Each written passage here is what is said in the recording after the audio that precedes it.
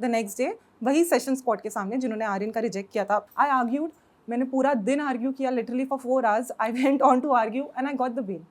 और फिर वही लोग जो मुझे आके कह रहे थे कि आप रुक जाओ आप इनके बेल ऑर्डर पे रिलाई करना, अब मुझे पता चल रहा है आई एम गेटिंग कॉल्स कि वेट कि प्लीज़ आप मुझे हमारा आपका ऑर्डर दे दीजिए. हमें हाई कोर्ट में जब उनकी हियरिंग है नेक्स्ट डे आर्यन खान की, मुझे कॉल्स आ रही कि प्लीज़ हमें वो ऑर्डर कॉपी चाहिए, we want to rely on that in the honourable High court.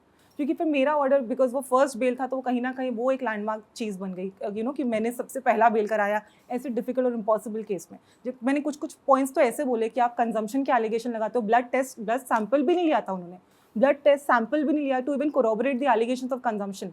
फिर मैंने बाकी सारे मैंने बहुत पॉइंट्स उठाए, बट मैंने ह्यूमैनिटेरियन पॉइंट पे भी एक पॉइंट उठाया. वो क्या था?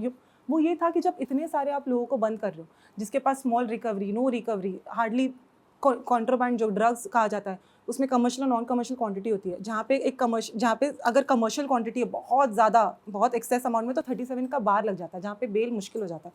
पर यहाँ पे 37 का बार किसी के केस में जल्दी लग रहा नहीं था बिकॉज उनके पास नॉन कमर्शियल क्वांटिटी थी.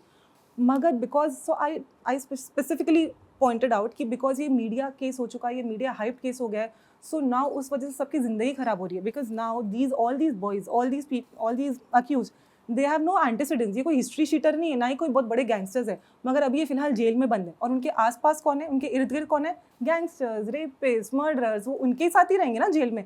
अभी आज ये बंदे जो सच में क्रिमिनल नहीं है और ना ही कोई हिस्ट्री शीटर है, कल को अगर आप और 4 महीना बंद रखो बाहर, वो क्रिमिनल बन के निकलेंगे. So it is so important to emphasize on the fact that these are all people, these are all young individuals having no criminal history, no criminal antecedents. If you put them behind the bars amongst so many gangsters, amongst so many criminals, they are bound to become hardened criminal in the future, and then we are destroying the youth of our country.